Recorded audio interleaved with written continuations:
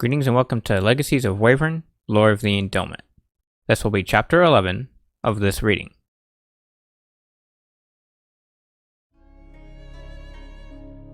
When I got to the front of the mall, I saw several members of the SWAT team sitting just outside the doorway, their guns aimed as a few held up riot shields. I walked in front of the officials as they yelled at me to identify myself and to get out of the way, while Amber and Jewel followed to watch me from the sidelines.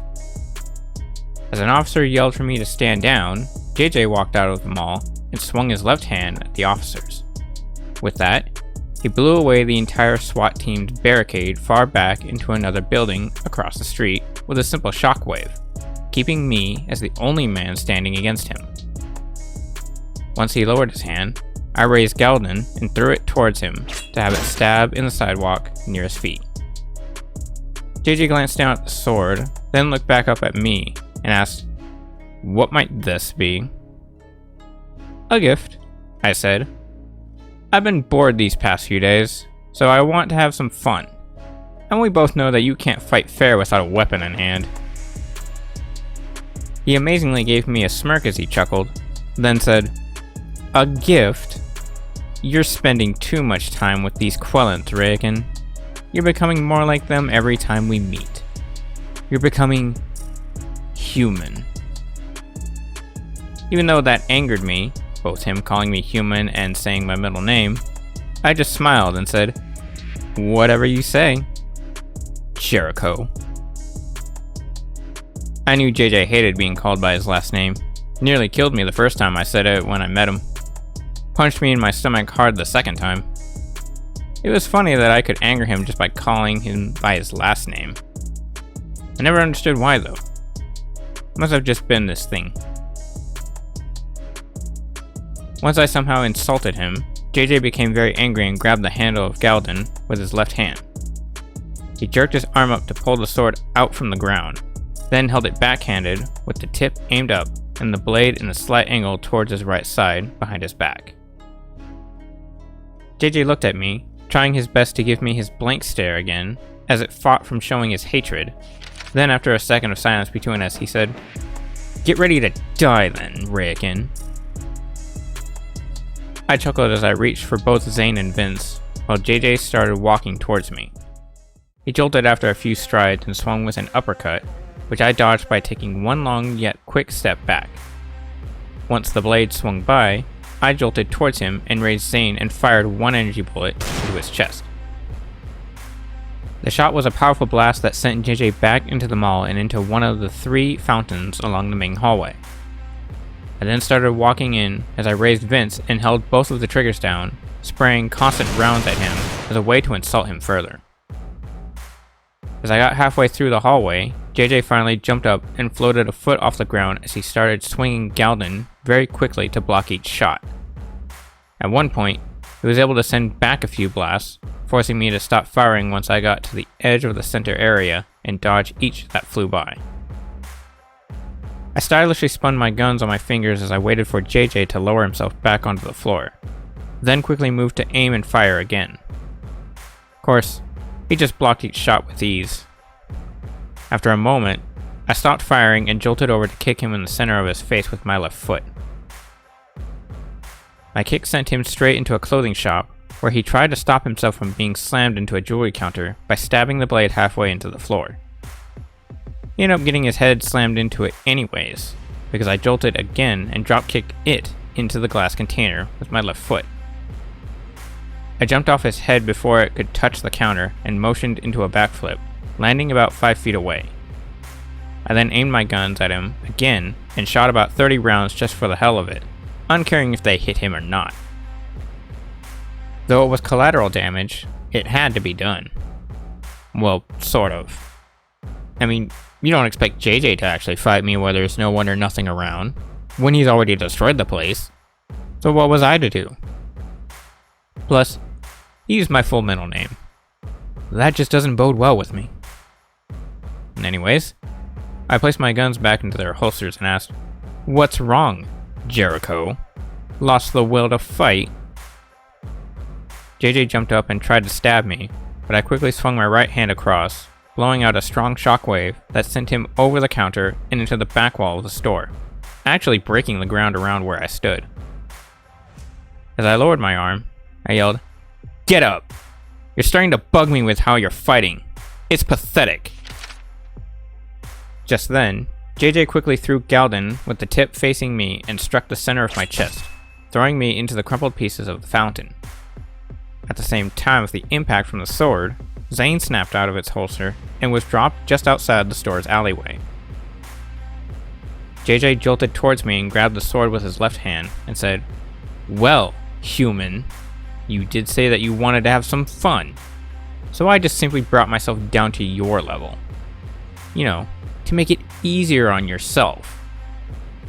He then raised Galden, with me stuck on it, and swung it towards the east side of the mall to fling and smash me into another fountain. As I stood up from the impact nearly unscathed, nearly because my coat got a little more ruined, JJ started walking towards me and began channeling energy into Galden's edges. Afterwards, he went to swing quickly and repetitively at me. With each swing, he shot a translucent blue energy wave, what we called a key slash. If done right, key slash could slice through 5-foot thick steel walls, which could also be sized up to 20 feet long and 7 feet wide. I dodged each wave by inches, and once the 10th one flew by, I grabbed Vince and shot one blast at JJ's head. With that one shot, I blew out the left half of his head as the force pushed the rest of it back with a jerk. While he regenerated, I quickly snapped my right hand fingers to recall Zane. When JJ's head completely healed, I jolted over and shot him first in the stomach, then his head again. One shot from each pistol made him take 2 steps back, then he regained his footage and swung Galden at my left side. I blocked the swing with the bottom part of Zane's barrel, knowing that Galden wouldn't cut through or damage it. Then at the same time, JJ and I jumped back about 3 feet as we swung our weapons to our holding sides. When we pushed back, shockwave was created that shattered the glass objects within the edge of the fountain. Finding if I abused my guns further, I would just end up breaking them, and they were quite hard to create. Put Zane and Vince back into their holsters, then reached for Ricard with my right hand to hold it forward. The hilt changed into its dark broadsword form from when Shadow had wielded it, the blackened mist rising from its blade as it howled slightly. JJ glanced down at Ricard, then looked back up at me and said, "Interesting. You can use Ricard, but its form is dark and twisted, overflowing with evil and vicious powers. Almost as if..." He squinted his eyes at me and continued, "As if it was created by the King of Darkness himself." I gave a light smirk and asked, "What if it was? You afraid to witness the raw power of darkness, Jericho?" "You're a fool, Rayakin. Wielding darkness will only drag your soul deeper into the pits of his kingdom every time you use it. You might as well have banished your own self into the dark realm for nothing." "Well now, let's just see if that's true." I flipped Ricard around to hold it backhanded in my right hand and swung at JJ with an uppercut. At the same time, he raised Galden and swung downward from his left. Both of us shot a large key slash that clashed in the center with a loud sound that was exactly like 2 blades clanging against one another. The key slashes then broke away 2 deep grooves into the floor between us. In surprise, JJ jumped back a couple feet and said, "So it's true. From the way that key slash was constructed, you allowed Shadow to gain hold of Ricard and transform it into a terrifying tool of destruction." Sarcastically, I tried to ask, "What do you mean, you idiot?" he yelled. "Have your eyes been stripped of their sight? When you used that key slash, its energy was black." "Really?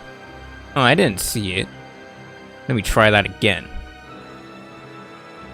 As I swung again in the opposite direction, JJ yelled, "You fool!"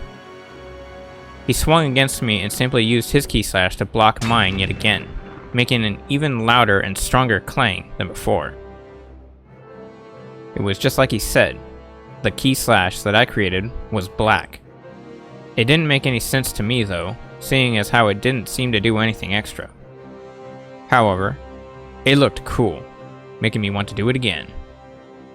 When the attacks clashed once more, JJ raised his right hand towards me and forced a small and quick shockwave to push me over to the other end of the fountain. As I regained my footage, he lowered his hand and said, "That pitch black form of energy is not something you can just throw around at will.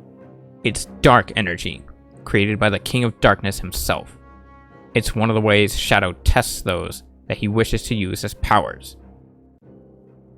I don't need your lecture. If not used properly, you'll not only destroy yourself, you'll destroy just about everyone on this rotten planet. He then raised his voice and yelled, "You're placing all of our lives in a gamble that you don't know how to bet on." I laughed a bit at that, seeing as that was a very stupid thing to say that none of my friends believed in. Then I said, "Wow, I didn't think you could get so emotional, Jericho." I pulled Ricard back for another swing and continued, "But just for the shits and giggles, let's keep on betting. Who knows? I might win a hand." While JJ and I clashed rapid key slashes, he continued to try and convince me to stop. But in my ignorance and hype to use Ricard, I didn't listen and just swung faster. Not long into the attacks, our swings started to get near the speed of bullets.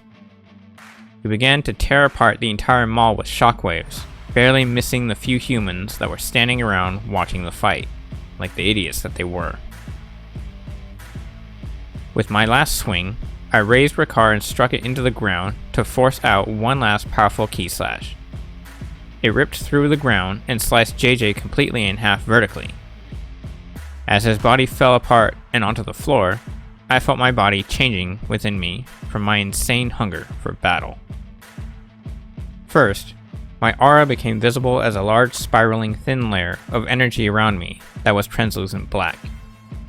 Next were small parts of me that changed slightly. My nails became black claws, I sprouted black fox ears on my head, and all of my teeth became very sharp fangs. My eyes had completely changed in color and shape as well. The outer white turned black, iris disappearing, and my pupils were dilated like fox eyes and were shining blood red. Last was the foxtail that I sprouted, which was pitch black with the last 2 inches at the tip being pure white, and it was constantly flicking around, as if agitated. My changes gave me new abilities that helped me beyond anything that normal powers couldn't do, nor what my natural abilities could ever hope to do. My eyes could now see the power levels, or aura, of every living being around me, even if it wasn't visible to anybody else. Humans are weak. My hearing level was hyperextended to where I was able to hear the electric compound in everyone's brain, allowing me to hear everything that was going on inside their heads. Last was my tail, which I could use as another weapon or extension to my limbs. It also represented the level between my normal and full transformation state. Each time my tail split apart to form another, my powers would increase by a small percentage. At the same time, my rage and will to fight grew immensely. As JJ raised himself back onto his feet, having regenerated from his wound, Amber and Jewel were able to pass the SWAT blockade and enter the mall to watch the rest of the fight. JJ got up and noticed the humans, but was more shocked to seeing me in a different state that he knew to fear. I spoke with both Shadow's voice and mine together as I said, "Welcome back, Jericho."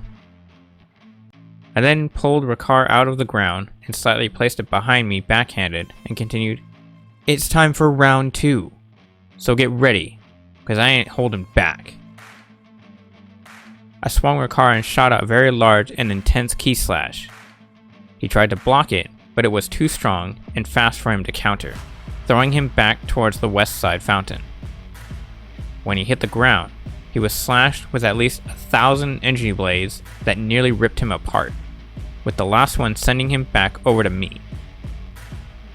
I moved to stand just 3 feet away from him and stared down with a crazed smile. I was slightly hunched over, my head tilted to the left, and a big grin on my face, while holding Ricard with the blade of it just dragging along the floor. JJ struggled onto his feet and moved Galden in front of him in defense, scraping the blade against the ground, unable to lift it up from the floor. I gave a sinister chuckle, then asked, "What's the matter? Is the almighty James Jericho, a once great and powerful ancient, scared of a little power?" Petrified, JJ stood his ground as he thought, "What the hell was that? That's impossible. He used one of my colleague's attacks. An ancient's power. This can't be real. It's just not possible. Is this really the power of shadow? The power of darkness?" With that, I responded, "To answer your first question, that was one of my new techniques. It's called Dark Assault. Vile, isn't it?" "What the? Impossible. Can he really read my thoughts?" "Yes. And to answer your other question, yes. However, I'm surprised that you still lived after that last slash.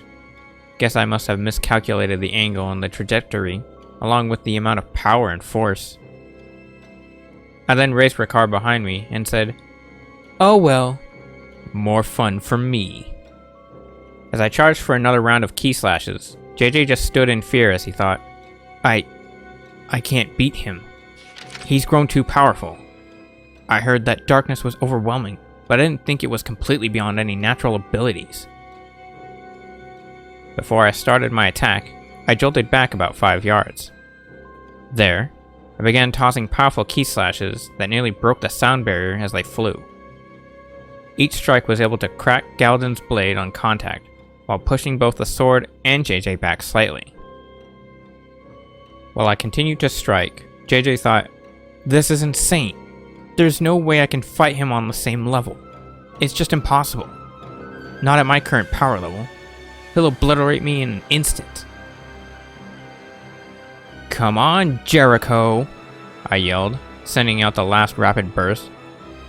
I then twisted the hilt in my hand to hold Ricard forward as I raised it straight into the air and charged for one last attack. One so powerful that I knew not even Shadow himself could block it. As I swung down, I shouted, "Fight me!" Once Ricard's blade struck the ground, I yelled, "Dark Assault!" Black wave of energy, quite bigger than JJ, shot out towards him. Instead of actually hitting him, the wave blew through and quickly vanished. It caused his insides to explode and bits of his blood to be forced out from his eyes, ears, nose, and mouth. It also tore bits of his skin apart, while breaking each joint in his body as it shattered some of his bones. Along with that, the dark energy itself intensified his pain by 3 times the normal amount, causing him to scream as he fell to the ground and dropped Galden at his right side. On the floor, JJ continued to scream in pain as he slowly rolled onto his back and thought, "That bastard! He's a brutal and sadistic monster. What madman would want such power? What makes him think that this is power? It's just madness. The pain." My tail split apart, now having 2, as I walked up to him as he started to calm down. Yet after I neared, he continued to scream like a little bitch, crying his eyes out. I looked down at him and quietly, slowly, and viciously called out, "Jericho!" Frightened and gasping for air to help him heal, JJ thought, Why hasn't he killed me? We both know he has the power to do it. Why?" I laughed, then said, "I want you to send a message to Father." He looked up at me, still tearing blood, and was able to yell out, "Fuck you!" I gave him a big and evil grin for a few seconds, then said, Now, no need for that language." I then motioned to pick up Galden with my left hand as I reverted Ricard back into its hilt form, putting it away into my coat as I continued, "Just tell him Ray's waiting for you, okay?" As JJ continued to look up at me in anger as his body started to painfully rejuvenate. He struggled to get out, "I hate you." "I hate me too." I then gave him a quick stomp into his stomach with my left foot, forcing him to give out a loud scream of pain. Along with that, he struggled to nod his head in response, letting me know that he was going to do as I demanded. Afterwards, I said, "Good." I kicked him in the stomach one more time, as a means to tell him off. I also did it to make him scream one last time, because my ears wanted to hear his cries of pain. It soothed them ever so much. It also gave me pleasure. Once I had struck him for the final time, I quickly became angry and viciously barked, "Now get going!"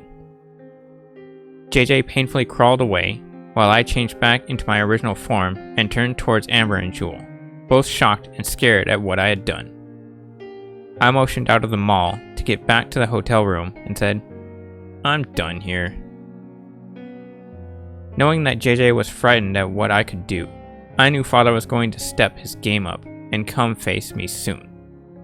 He won't ignore my message. All I had to do now was wait.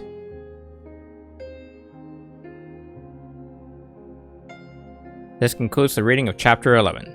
Thank you all for watching and listening. If you like what you've seen and heard, there will be a link to my physical works in the description below.